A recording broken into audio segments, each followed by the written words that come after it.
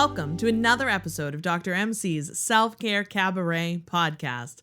I'm Teresa Melito-Conners, a PhD-level self-care expert in the greater Boston area with a passion for helping others recognize the importance of caring for themselves. Today's conversation is with my friend, mentor, and colleague, Dr. Mitch Ablett. Mitch is a clinical psychologist, author, consultant, and international speaker.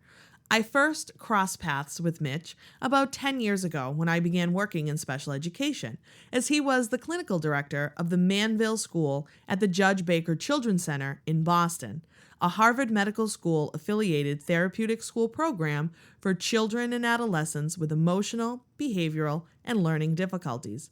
Mitch also served as a member of my doctoral committee, and it was an honor to have him as part of that process with me.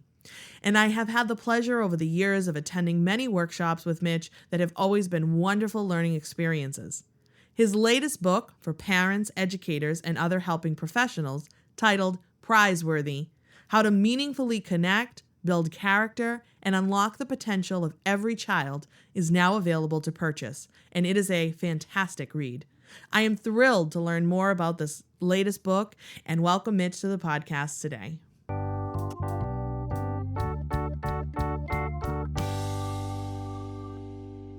Thank you, Mitch, so much for joining me today on the Dr. MC Self-Care Cabaret podcast. Thank you for having me. I'm delighted to ask you a few questions, and we're going to jump right in because I know you have so much experience in the self-care arena as a clinical psychologist and, of course, your mindfulness work. But I'm wondering how you like to practice self-care. Oh, good one. Right off the bat. It's been an evolving process over the years. First, I actually have tried to move away just for myself from the concept of self-care, because it was so caught up in baggage for me around all the stops and starts and failure experiences and the shoulds and the should nots and all of that stuff. So I have how I integrate things for myself, is Okay. what I would call it. So, and I've gotten way more consistent using that kind of frame, versus like, oh, I got to do the self-care stuff, which always felt like a should. So, I would say that particularly over the past year, I've gotten pretty consistent around, like, I need to every day, and I don't do cray stuff like I used to feel like I had to around like exercise. I used Sure. to view it as exercise. Now I do my martial arts stuff. And this is audio, so I'll turn my camera. You can see my heavy bag right over there. Ooh, that's fun. And if I turned it far enough, which will pull out the cords, you'll see my little, I have a portrait of Bruce Lee on the wall. So when I'm working out, I view it's like a primary way that I practice mindfulness. So, because I don't sit formally as much as I used to. I'd say a couple times a week I'll sit formally, meditation, but I will kind of drop in to my martial arts practice, mindfulness, integrate stuff zone. And I've been pretty consistent here for about a year, where it's like every day, half hour, 45 minutes, and I'll I have some people online that I like their way of teaching stuff. And so I'll like have that in the background, and I'll either follow along with them or do my own stuff. And that really is important to me. Like it really is meditative, and it's cardio, it's strength, all that stuff. But it's way more than the exercise. It's like I feel like I've lit something in myself. Nice. And I don't always do it first thing in the morning. It can be like today it was, like noontime. So, that's a key thing in the integration zone. I feel like it's super important that I hydrate the crud out of myself. Absolutely. I was not doing that for years and years. It And makes a big difference in how you feel. it's, I mean, everyone talks about it. It's kind of like like a fad thing, but it's a real thing. It's not anything like some, synthetic supplement thing that somebody made up. It's water. And I think I have it. Oh, it's over there on the other. I have a gallon thing that I, Oh, you walk around with a big gallon jug? yeah, yeah. Nice. And there's something about it being a big honking gallon jug. I mean, it's actually, it has like it's got little motivational stuff on the I side. know exactly what you're talking Yeah, about. yeah, Yeah. yeah. And I don't really, that's kind of whatever. But there's something about it being heavy, and I think this is important. It requires a degree of intention to fill it up, have it in the fridge every night, get it out in the morning, carry it around and feel the weight of it. And it's this big honking reminder that, I'm showing up to something that is my choice. And then, I'm constantly, as you know, in my creative projects, and my own podcast is one of them. The writing I do, the speaking, the online course stuff that I'm about to put out there, that is very integrative for me to sit and be like, all right, there's a new way of doing this, or a new way of kind of stitching this together. And I'll, come up with an acronym or a way to integrate mindfulness practices, or a new way to teach it, or whatever. And that does something integrative for me. Yeah, that's awesome. Thank you for sharing that. And Yeah. as you were talking about Bruce Lee, I actually had a memory of being in one of your workshops and you shared a Bruce Lee quote, and I may butcher it, but it was something along the lines of, I fear not the man who learns 10,000 different kicks. I fear the man who practices one kick 10,000 times or Yeah. something. And like that really stuck with me and Yeah. is quite a powerful quote. So I'm glad that Bruce Lee's there encouraging you. Yeah. The quote on the wall over here next to it, and it's a picture of him, or like a litho looking thing from his best movie, in my opinion, Enter the Dragon, after he's, fighting the boss guy at the end, and he's gotten scratched up and whatnot. And the quote is, only the doer learns. Mm, Which nice. I like that. But when I'm punching and stuff or kicking, I'm often aiming at Bruce, Uh-oh. not out of aggression, like he's my indirect guru, and I'm That's showing awesome. him my stuff. Yeah, and I've recently been paying attention. I think I was letting my hydration slip a little, and I've started seeing an acupuncturist, and she noted that I was dehydrated. And of course, I then, jump right into gear to fix this. But I've been a little more intentional, just paying attention to how I'm feeling. Yes. And it makes a huge, and I knew this, like I know this, but I'm actually like living it right now and really feeling the difference over the past few weeks of just more intentional about my water intake. And I've been tempted to get one of those big honking jugs Big as you honking jug. described.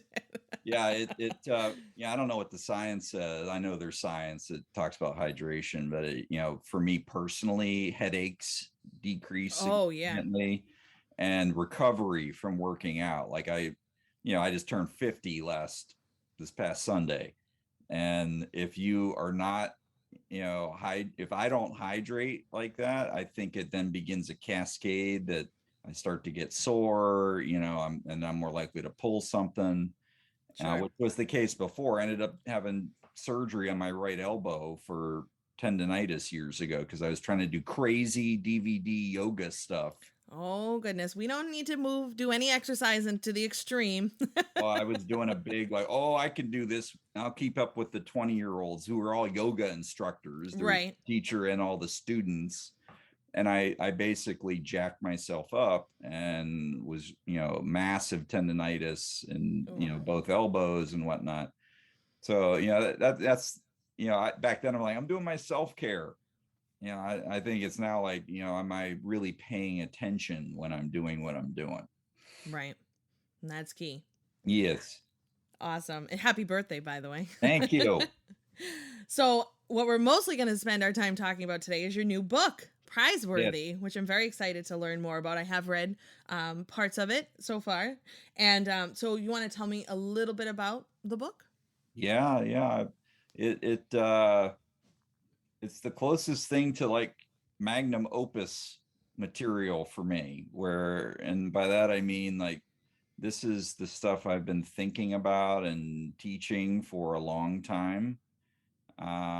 This distinction between what most people consider praise and then what I consider to be prizing kids. The book is focused in on parents and then like educators, therapists that work with kids. And the original vision was like a much broader book about human communication and human relationships. So, like, adults with one another, prizing versus praise and blame. Mm, But I consistently need to give shout outs to certain people in my own history. The one in particular that the book is dedicated to was my mentor in graduate school, was one of my clinical supervisors. This very cool guy named Sandy. He went by Sandy, and he was like my own personal Yoda. Yeah, and he was just an awesome dude, and he was the first person to or the only person to give me that term. And I think the way he said it was, it's important, Mitch, to not praise your clients as a therapist. It's important to prize them. And mm, that just like it, like boom, like lightning bolt for me back then. And this is long before I was a meditator and into all the mindfulness stuff, which back then I scoffed at as like unscientific, new age Buddhist hooey, you know, John Kabat-Zinn, wherever you go, there you are, was out while I was in grad school. I'm like, what the hell is this? This doesn't make any sense. Surprise. Here you are. Right, right, right.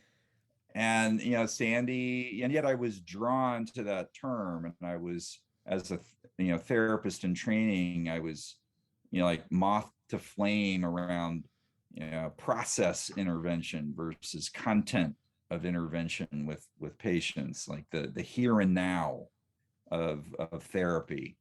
I studied with a major professor in my research for my master's, and a little bit with my dissertation was on therapeutic alliance, the importance of the relationship. Right. And so, it's like all these things kind of came together over years. And then when I started, while I was still in grad school working with teens and really acute stuff that you've heard me talk about before, like working in a boys' prison and then residential work when I got up to the Boston area, working at the therapeutic school for 11 years as the clinical director. Then prizing, and over those years, prizing became like the sum total of my treatment plan. Like, if I can show up to this with kids, that's what they need. And so it's this you know it's become my viewfinder. It might, like, my glasses, my perspective, working with kids, working with adults, any patient of mine, and then just interacting with people. you know People really need to be seen, and not in a superficial way, but like in a deep way. So prizing is distinct from praise. Praise is, particularly the way it's taught to like parents around like coaching intervention kind of stuff. Lots of research evidence to support it. I'm not saying it's like inherently bad, but most praise is conditional. Oh, you did that good behavior, or you made that good outcome happen in the world. Now I'm praising you. Good job. Do more of that. So there's a contingency aspect. it can be effective in terms of the kid will do more of that behavior. So, but then there are all kinds of downsides. And this is, I talk about this a bit in the book, and there's endless resources, Carol Dweck's research and Yep. others, growth versus fixed mindset. This maps onto this really well, that there can be some really not good side effects to praise when it's overly conditional, like you're only going to get my engagement if you do X. Right. That can be, the research is pretty clear that if it's conditional praise, if it's whole kid praise, like you are so smart, I'm emphasizing it on purpose, you are so creative, can feel good to the kid, but it sets this bar that, particularly if a kid has some anxiety issues or ADHD or learning dysfunction or whatever, and these are the kids that I've worked with for 20 plus years, they're not going to show up to creative and smart and charming or whatever in every situation. So now they feel less than. Right. And the research, is like, well, kids that have had the whole person praise, kids that have had all the conditional praise, they end up trying less hard, and they end up avoiding challenge. They end up with that fixed mindset, like that's who I am, and I'm afraid I'm not going to bring it, and I'm going to let people down, they're not going to like me. And then they end up in my office in their 20s and 30s as a patient. Why do I suck? Sure. Why do I suck so much? So praise has some downsides to it, and yet it's so universal in our cultural lexicon to praise like that, not just kids but each other as adults. And prizing is not conditional. It's not outside the moment that you're in. It's completely mindfulness consistent, because it is mindfulness. It's like interpersonal mindfulness. It's, I'm here in this moment, and I'm noticing what I'm noticing in myself, and I'm noticing what I'm noticing that might be the case, I could be wrong, in you, kiddo. And what I'm noticing in you matters to me. Yeah. And So can you give another example? I know you um, give, there's tons in the book. There's actually lots of exercises and journaling and whatnot throughout the book, which I think is really cool too. I'll give an example that's not in the book. That's a personal one. Um, when I got my PhD, I wrote a dedication, which wasn't required for it, but I wanted to put a dedication. I dedicated it to my grandfathers, and I wrote something like, to my grandfathers, though no degree, no diploma marks your doctorates, you were my greatest professors. Oh. Something like that. But my one grandpa, they lived next door to us in Ohio when I was little, so like birth through 13, and very sweet, sensitive, caring, empathic guy, kind of soft spoken. I was helping him haul wood that he had chopped. He's also very strong. Even in his 60s back then, he had like huge, we called him Popeye, because he had the look of Popeye. He had like huge, not that big, but he had like really strong looking arms and stuff. And I'm helping him haul wood that he had chopped to throw through a open window into their basement for their wood burning thing in the basement. And he had a wheelbarrow, and I was being herky jerky with it, and he reached over and latched onto my forearm. Mitchell, stop, stop, stop. Like, he really snapped at me, and it startled me at the time, but I was being ridiculous. So, no big deal. I didn't really think about it. That evening, the phone rings in the kitchen, the old school Yep. rotary thing. And mom says, your grandpa's on the phone. I thought she meant my other grandpa in Southern Ohio. She said, no, grandpa next door. And I get on the phone, like, hello. And he's like, Mitchell, are you okay? I'm like, what are you talking about, Grandpa? I know I raised my voice with you earlier today, and I was worried that that had really, upset you. I just wanted to check, make sure you were okay. And I'm like, I'm fine, Grandpa. He's like, all right, I just wanted to check. I'll see you tomorrow. To me, there that's prizing in that he had this strong intention to, you know, circle back to me and check in about what I had experienced then and what I was experiencing then on the phone with him. And his agenda was not about anything, I think, other than connecting with me. Yeah.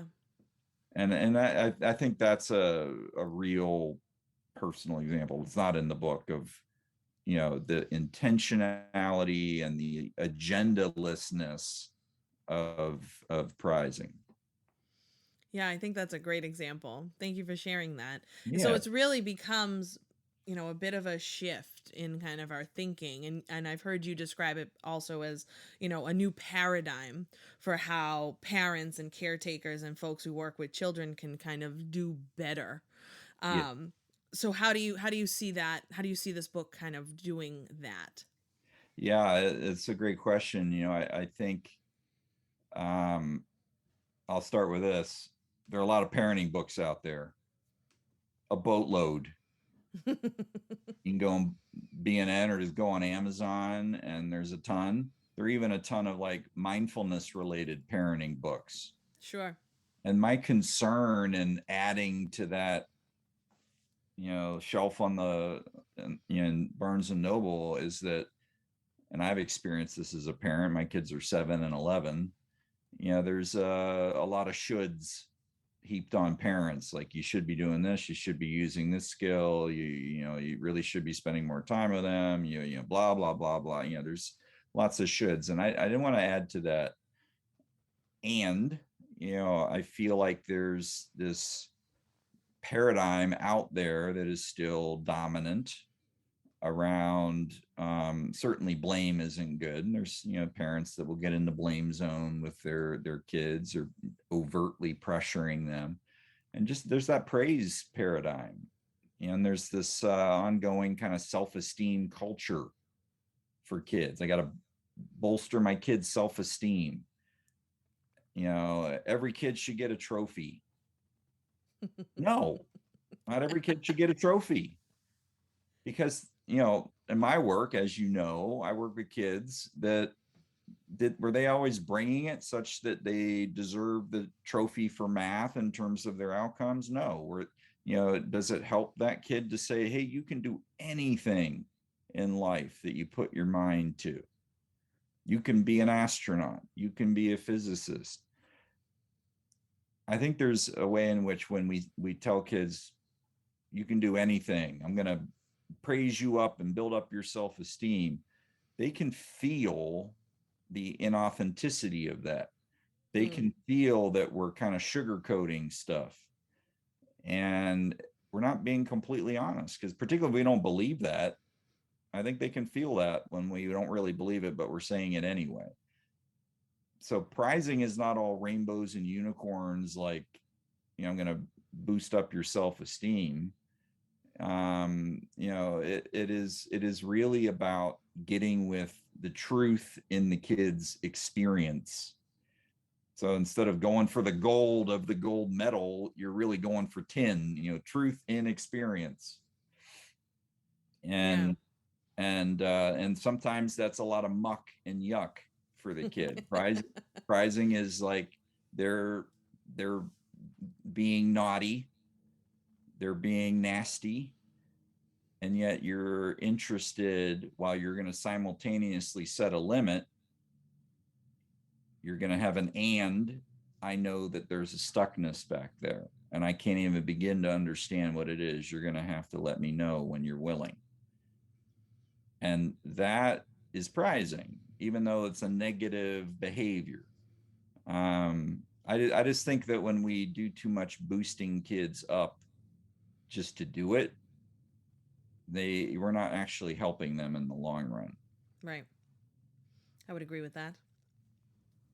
So yeah, there's a lot of how for prizing, and it starts with the adult. If we're talking about prizing. Right. Yeah, for sure. And you've mentioned this a couple of times, so I just want to clarify if some of our listeners don't know. And in my work, I talk about this too, but kind of the dangers of should, the word should, and how when we keep saying, like, I should do this, I should go to the gym, I should exercise more, I should eat better, whatever it is, it makes us feel like our efforts are kind of less than and that we're not enough and we're not worthy. Yeah. Do you have any more thoughts on kind of the dangers of should? Yeah, I mean, it's, I was talking about myself with self-care in the beginning. It's, around parenting in particular, there's just endless things that any given day, I should have been this with my kids, or I should have been this as a parent, I should have followed up on that. When does that ever help? When does that ever lead to more openness and flexibility and actual doing and actual follow through, versus kind of kink stuff up and close stuff up and lead to actually less doing and less flexibility? So, I think prizing isn't a should. It's just something that you can, to start with, you can learn to just see that way. You don't Right. have to do anything. You can just start to be curious. What's behind my kid's behavior?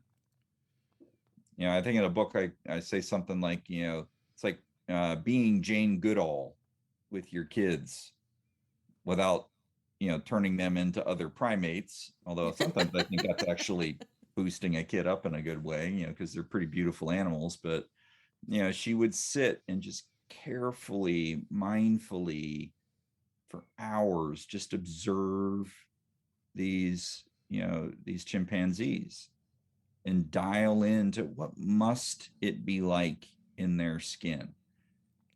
And I'm not a Jane Goodall expert. I haven't written her biography or anything, and yet I have heard her speak in person. That was pretty cool. That is cool. She has a presence about her, this gentle, thoughtful, yet courageous presence that I would consider something that happens when you keep showing up and dropping in and carefully observing and being willing to receive versus already kind of prejudging what you're looking at. So so instead of like, I need to start banging out all these hacks as a parent, how about I just start for a while, not worrying about changing anything else? I'm just going to watch my kids and just be wondering and be curious. What must it be like in their skin? Yeah. I like that. So aside from the book, you also have an accompanying podcast. That is the podcast centered around kind of the idea of prizing? Oh, this is the brand I'm piecing together. That because it resonates with me. Whether it's going to resonate in the world, I don't know. But part of me doesn't really care that much, because the podcast, I struggle with the title. I was like, am I going to just focus in on parenting, kind of like the book is more focused on parenting? But I decided that, whether the market, people will tell you, marketing consultant, go for your niche, versus trying to go broad. But I was like, screw it. So I call it the prize of possibility. And it's, the nooks and crannies of the moments in daily life that can be easily missed without dropping into presence, mindfulness, compassion. So, I've done a lot of parenting, interviews with parenting experts, authors, which that's been really cool. But I've talked to some people outside of parenting. I did an interview recently with a author and writer, and he leads retreats, like combining meditation with creative writing as a way to engage personal growth. And that was lovely. It had very little to do, and we didn't talk about parenting at all. So, I find that process of reaching out to people, some people that I already knew, but then a lot of people I haven't met, and, hey, would you like to be on my podcast? And that guy in particular, his name's Albert Flynn de Silver. He said to me when I read the title and the little blurb about your podcast, that prize of possibility resonated with me. I wanted to do it. And it's been cool. It's like what I have called in the past organic networking. It's like just you meet somebody that way and you riff with them. It's like jazz to have the conversation. It's not scripted. It's very real. And whether anybody listens to it, is less important to me than what it is doing in me. It's like an integrative practice to Sure. hang out with people. Yeah, no, that's awesome. I feel like the whole kind of concept of Prizeworthy will take practice to kind of make that shift. And to, if they go through the book, there's lots of, like I mentioned, lots of journaling activities and but I feel like to really internalize it, it would take, it's going to take a little bit of time to practice it. So listening to the podcast could be another great way to kind of supplement the book as well, if this is something that folks are interested in. And I've had, friends of mine, I'm not a parent, but I'll see, friends on social media posting about different, situations and things that they're struggling with, and always looking for great resources. So I think this can be great for anybody listening who is a parent or works with children in any way. Can definitely be helpful. And I do want to talk about, you created a deck of cards. I think it's called Growing Mindful. And Yeah. that's one of my favorite things. I think actually you gave me the deck of cards and I use it all the time in Well, during one of your workshops. And I tend to share different mindfulness activities, but I'm wondering if you have, what's your favorite mindfulness activity?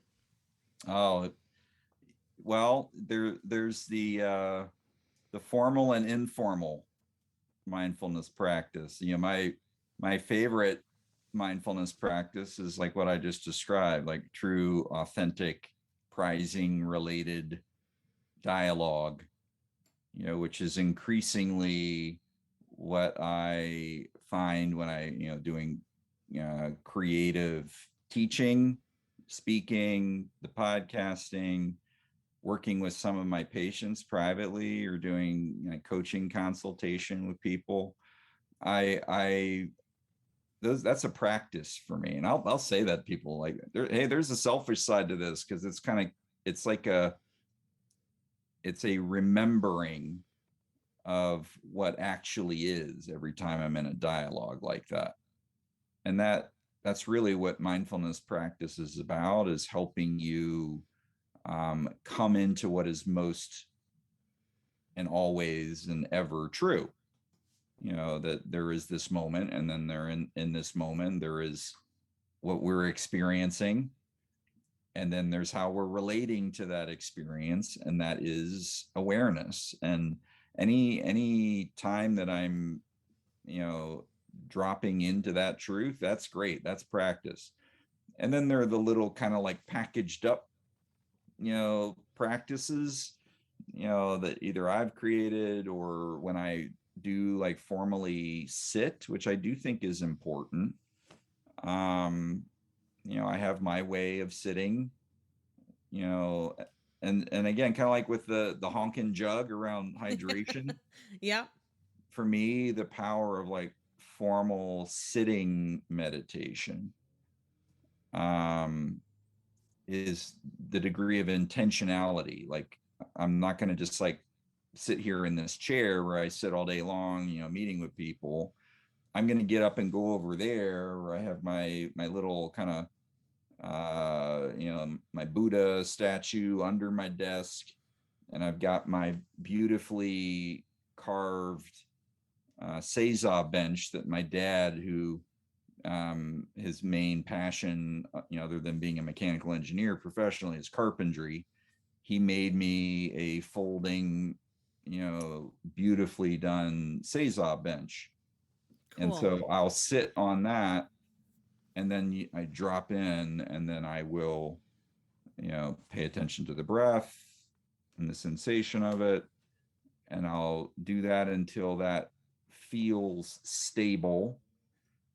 and then I will, not like a specific time. Sometimes I'll just stay with that because it doesn't, I'm just kind of all over the place. So I'll stay with the breath. If that stabilizes and the focus is very clear and there's a kind of a broadened awareness, then I'll go out to and allow myself to be aware of the, the whole body, all sensation. And then if that feels stable and clear and I'm still, aware of the sensation of the breath, then I'll open my eyes. And this is where it gets fun. Because in front of that desk over there, my other desk, is a full-length mirror. Okay. So I'll open my eyes and I'm looking right at my reflection and in my peripheral vision out the windows. And then I'll, let's see how I can be with this. And then let go of all this Mitchness chatter and just see that reflection and then see what's beyond it as I'm still feeling all the sensations in the body and thoughts popping and the breath is still there. 20, 30 minutes. Great. Beautiful. How often would you say, and I know I always try to remind people that a practice like that is, think of it like a muscle. You're not just going to sit and do that. You've been doing this for years, building upon this practice. So how often do you get to do that, would you say? There's this, I'm trying to relate to the should around it. I think it would be kind to myself to show up to it more than I have been lately. It's like a couple Sure. times a week.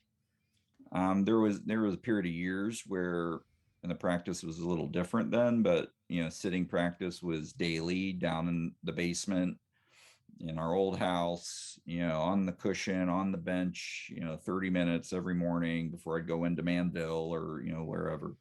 Sure. And, I don't know that it needs to be daily because there's so much informal practice. Right. And yet, I don't know, it feels, it's important. Yeah. The word I keep using, it's a remembering. Yeah. I like that. And I think my favorite, if I had to pick one favorite of kind of the quick and more Yeah. informal from the deck, would be the Rainbow Connection, I think you call it. And maybe it's just because I'm secretly like a big Muppets fan. I love Kermit, but it's the gaze around the room that you're in and try to find something of every color of the rainbow. I loved sharing that one with, especially with teachers, because they're usually in colorful spaces or they can do it out a Yes. window, of course, but that's one of my favorites. Yeah. Thank you. Yeah. That deck was a lot of fun to put together with Chris Willard, and which you should have him on at some point. Yeah, we don't necessarily want to, shame him on the recording, but he has been invited, and I think he will be a guest coming up. Yeah. Good. Good. He and I had a lot of fun. We co-published a bunch of things. We just had our, oh my God, I'm gonna blank on the title. It just came out last month. Train Your Oh, Mind Like a Ninja. the Ninja deck. Yeah, The I was. Ninja deck. I have it. I bought it. Yeah. Oh, It's cool. great. Yeah, I did that with him, and then Koei Kuwahara Sensei, who's a Aikido and Ayado, which is samurai sword master. He lives in Watertown, and that was really, it's been fun working with Chris putting that together. But that Growing Mindful deck was our first one. We self-published it initially. No one would take us seriously. There were no mindfulness card decks. Oh my God, they're so helpful. And especially like when I present, a lot of times it's to teachers and I'm helping teachers. And I always tell them, do it though with the students. Like it's for your Yeah. own like nervous system also to calm down and regulate. And they love the other ones I share are the what went well, because we Yeah. tend to focus on the opposite of that. So I Right. always share that one. Oh, I do the stop method, the Yeah. stop what you're doing, take a breath, observe your inner and outer worlds, and then proceed. And the Yeah. last one I share is I don't know what you call it. I'm blanking on the header, but basically you take a big in breath with your open your arms wide, like you're going to give the whole world a hug. And then on the Yeah. exhale, you actually give yourself a hug. So those are my 4 favorite, but there's, I don't know, what is there, 52 in the deck? There's a But lot there. 50, 52. Yeah. No, thank you. It's it was a lot of fun to put those together. And the thing I would say, like for teachers and parents, instead of like, we're going to do this mindfulness stuff now, which they get a lot in schools these Right. days, right? And like, oh God, here they go with the mindfulness stuff again. You know, have kids like pick out ones that, look at all interesting to them, and then they can share it. They can Right. teach their parent, they can teach other, they can do like a little show and tell, or they can create their own practice riffing off of what's in the cards. You want that kind of organic kind of engagement vibe. And then, the thing that's going to get kids learning mindfulness is that kind of, kind of organic jazz vibe. And then if the adult is being mindful, they are doing it themselves. That's what teaches it best. Yeah. No, I haven't really had a chance. The ninja deck looks excellent. I haven't really had a chance to dive into that one yet and start pulling and including them in my workshops, but I will for sure. So I think it's important, and that one looks a lot of fun and very very appealing to kids. Like I could see just the art style. Beautiful. And who doesn't want to be a ninja? I mean, that's awesome. So I aim for it every day. You and Bruce Lee over there in the corner, the heavy bag. Awesome. So I want to make sure we'll be sure to include any links to things we've talked about, in the episode notes, as well as your information. But if you want to share with us, Mitch, where folks can find you and learn more and engage with you, for our listeners. Yeah. If people are at all resonating with the stuff I'm saying, the things that you've talked about are out. You can learn about it on my website, drmitchablett.com. The other thing I'll say really quick, I've got a really cool program I'm excited about that I'm going to be launching here going into the holidays. It's, I'm calling it Transforming the Difficult Conversation. Ooh. And it's all about how to be able to show up to the tough conversations we all face with more presence and what I call courageous audacity. Nice. Cool. So that'll be, people can sign up on my email list and find out about it. Perfect. Well, we'll make sure all of that is included in the episode notes. And I know you are pretty active on social media, on Twitter, and I know you're starting out more on using Instagram more. Oh, I'm starting. I got like 50 followers. Hey, you got to start somewhere. Yeah. You gotta remember, I just turned 50 on my Instagram. Okay, I guess I got to do that too. Yeah, it's okay. But so folks can always engage with you on either one of those platforms as well, and we'll make sure your handles are in the episode notes. So thank you so much, Mitch, for joining us today. It was great to chat with you and learn more about the exciting work you're doing and your latest book. Thank you, and congrats on your podcast and all you're doing. Thank you so much.